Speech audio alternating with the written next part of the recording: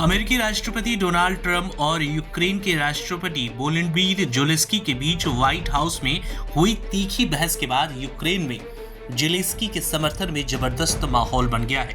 शुक्रवार को white house में हुए इस अप्रत्याशित टकराव के बाद यूक्रेनी जनता ने अपने राष्ट्रपति को देश के हितों का मजबूती से बचाव करने वाला सच्चा नेता बताया है। समाचार एजेंसी एपी की रिपोर्ट के मुताबिक यूक्रेन में ज्यादातर लोग इस बहस से ज्यादा परेशान नहीं दिख रहे हैं। लोगों का मानना है कि ज़ेलेंस्की ने दुनिया की सबसे ताकतवर सत्ता के सामने डटकर अपने देश का पक्ष रखा और राष्ट्रीय सम्मान की रक्षा की। कीवी के 67 वर्षीय रिटायर्ड महिला नातियाती सेवापूर्णिया ने कहा है कि ज़ेलेंस्की शेर की तरह लड़े। यह अहम मुलाकात थी, लेकिन ज़ेलेंस्की ने यूक्रेन के हितों की पूरी मजबूती से रक्षा की है। शुक्रवार रात रूस के यूक्रेन के दूसरे सबसे बड़े शहर खरीरी पर ड्रोन हमले किए गए। उसी दौरान क्षेत्रीय प्रमुख अल्देव शिरोसानिया ने ज़ेलेंस्की के रुख की सराहना की है। वहीं उन्होंने कहा है कि हमारा नेता दबाव के बावजूद यूक्रेन की सुरक्षा और भविष्य की गारंटी के बिना शांति समझौते से इनकार कर रहा है। हमें सिर्फ न्यायपूर्ण शांति चाहिए।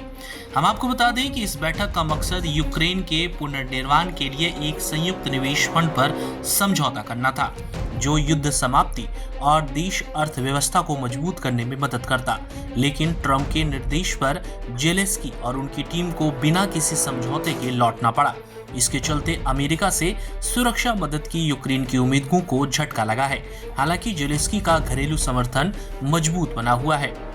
हम आपको ये भी बता दें कि यूक्रेन को उम्मीद थी कि इस बैठक के बाद अमेरिका उसके लिए एक भरोसेमंद साझेदार बनेगा, जो रूस के हमले को रोकने और युद्ध समाप्त करने में मदद करेगा।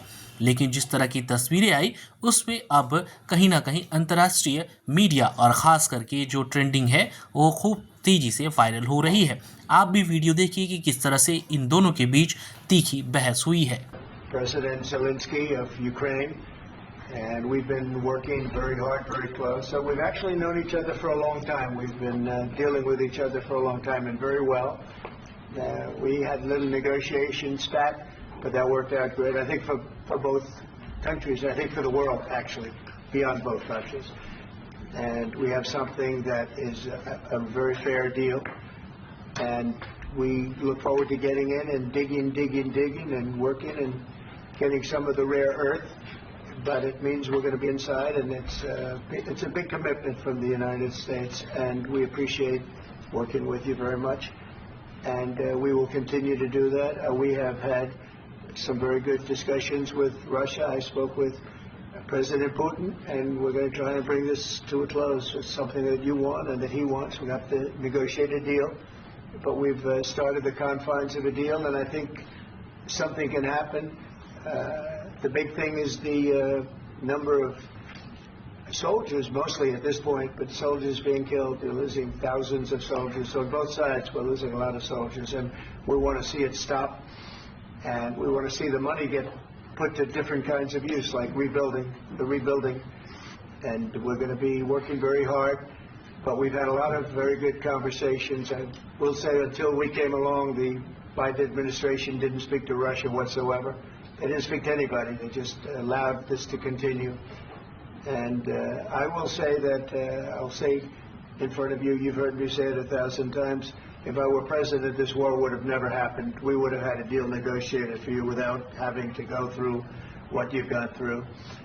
But your soldiers have been unbelievably brave. We've given them great equipment, but somebody has to use the equipment. They've been unbelievably brave. And we give them great credit. This was supposed to be over very quickly, and here we are 3 years later.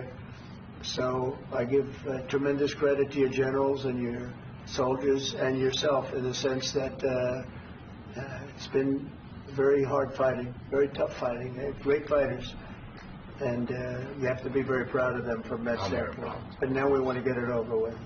It's enough, right? We want to get it over with. So it's an honor to have you here. Thank you very much for coming. We're going to sign the agreement at the conference in the East Room in a little while, right after lunch.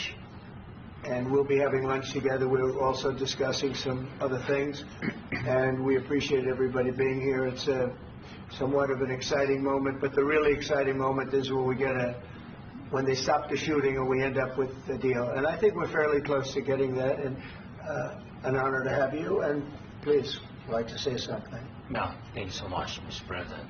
Thank you for the invitation. And really, I hope that this first document, will be the first step to real security guarantees for Ukraine, our people, our children. I really count on it. And of course, we count that America will not stop support. Really, for us, it's very important to support and to continue it. I want to discuss it with details further during our conversation, and of course, the infrastructure or security guarantees. Because for today, I understand what Europe is ready to do, and of course, I want to discuss with you what the United States will be ready to do. And I really count on your strong position to stop Putin. And you said that enough with the war. I think that is very important, Ben, to say these words to Putin at the very beginning of war, because he is a killer and terrorist. But I hope that together we can stop him. But for us, it's very important to, to save our country, our values, our freedom and democracy, and of course, no compromises with the killer about our territories, but it will be later. And of course, what I wanted, we spoke about it by phone with you about the drones production. We have very good drones production. I think the best one in the world for today because of the war. Yes, and of course, we need very much the air defense. You have the best air defense in the world, and really you help us under attacks of Russians. And I want to speak how we can exchange the licenses. We're open to share the licenses of all our drones with you, of course, with the United States. And we need licenses for quick production of air defense. Even after the war, we need our nation to be calm, that we are secure. So that's why we need this air shield. And of course, about this, I want to speak about the contingents. I think that France and UK already spoke to you, and we know that Europe is ready, but without the United States, they will not be ready to be as strong as we need. And then the last point, last but not least, about exchange, about our people and children. And you know that these crazy Russians, that they stolen 20,000 of children, Ukrainian children. They changed their names, they changed their families, relatives, and now they're in Russia. We want to bring them back, and really it's a big dream, task and goal for me and our warriors. By the way, Mr. President, we released more than 4,000 warriors from Russian prison, but there are thousands more in the prison. I wanted to share with you some images. How it's just can I now? Yeah, please. Some minutes, 1 minute. Just you to understand in what circumstances, in what situation they are, and what the attitude of Russia to our prisoners. That guys, just you before and after. And you see before and after, just you to understand. Now thousands of such guys, ladies and men, there, and that, so they don't eat, they beat them, and they, a lot of bad things. So out of, even during the war, there are rules. Everybody knows there are rules during the war. So these guys, they don't have any rules. You see that 50, 60 kilograms left, and a lot of such things. And I didn't want to show you what the changes with images of children, because I will share with you. And I mean, it's looking tragic. Yeah, that's tough stuff. I wanted very much to give you. You see it. Yeah. This is pastor, by the way. They stolen pastors because it's not Russian church. They stolen pastors and moved pastors to the prison. At the end of last year, we brought 3 pastors. And, we could exchange them. And this is pastor, you see. Yeah, that's tough. Yeah. So I mean, this I wanted to show you, and this. So thank you very much. We want to get that ended, right? Yeah. Of course, we will. I think we will. And we have to, of course.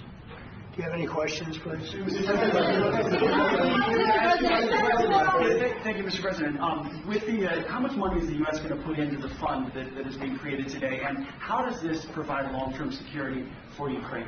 Well, we don't know exactly how much because we're going to be putting some money in a fund that we're going to get from the raw earth that we're going to be taking and sharing in terms of revenue. So it's going to be a lot of money will be made from the sale and from the use of raw earth. And as you know, our country doesn't have much raw earth. We have a lot of oil and gas, but we don't have a lot of the raw earth. And what we do have is protected by the environmentalists, but that can be unprotected, but still it's not very much. They have among the best in the world in terms of raw earth. So we're going to be using that, using it for all of the things we do, including AI and including weapons and the military, and it's really going to very much satisfy our needs. So it's something that just worked out really well. We have a lot of oil and we have a lot of gas, we have a lot, but we don't have raw earth. So this has just about every component of the raw earth that we need for computers, for all of the things we do. This puts us in great shape. And long-term security for Ukraine. I think they're going to have great luck. I think once we make the agreement, that's going to be 95% of it. They're not going to go back to fighting. I've spoken with President Putin, and I feel very strong. I've known him for a long time, and I feel very strongly that they're very serious about it, and we'll make a deal. And when the deal is made, I don't think we talk about security. Everyone's talking about the other day. All they talked about was security. I said, let me make the deal first. I have to make the deal first. I don't worry about security right now. We have to have a deal because right now, last week, 2,000 soldiers died on both sides.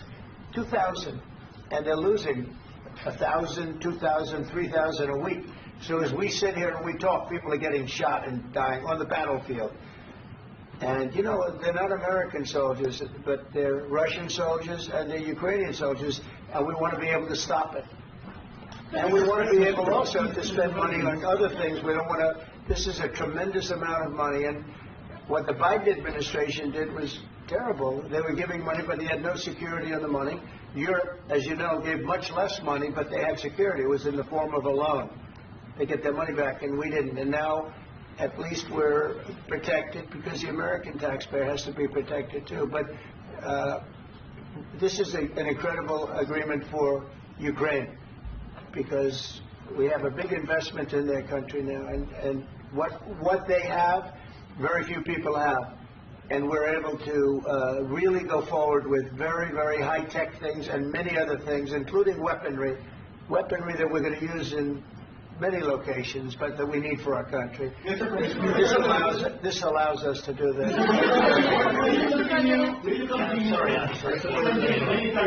Yes, go ahead, please. If I can just, yes. In the document, there is one of the very important points if we speak about business and investment. We never had LNG terminals in Ukraine. This document will open. I mean, the next document, but anyway, here we see in the framework, we see really goodwill for this. LNG terminals for us is very important, and I think for security of European continent. We have the biggest storage, gas storage. We have the biggest in Europe. Yes, yes, and we can use it. Use it for LNG. Use it for LNG, and we will do it. And really, we can help Europe because Europe really helped. President Trump said that they made less support, but they are our friends and they are our very supportive partners. They really gave a lot, Mr. President. They did. They gave a lot, but they gave much less. No. Much less. No. No. Okay.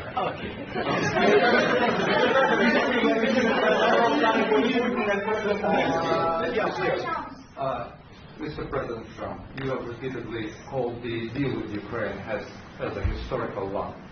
And as a President of the United States, you make historical decisions in other issues which affect America and other world. So what place in the world history do you want to take? And do you associate yourself with any famous historical figures? Yeah, I'd say George Washington, Abraham Lincoln, I would say I'm far superior to George Washington and Abraham Lincoln. Now, you know I'm only kidding, right? Because when I say that, the fake news is going to go wild. They're going to say he considers himself to be better than Washington. But you never know. You never know. I don't compare myself to anybody. I'm here to do a job. We've had a great 35 days or whatever it might be, a month, a little more than a month. We've accomplished tremendous amounts. Not only this would be a very great achievement if we could get the war stopped and get them back to normalization. I think that's going to happen.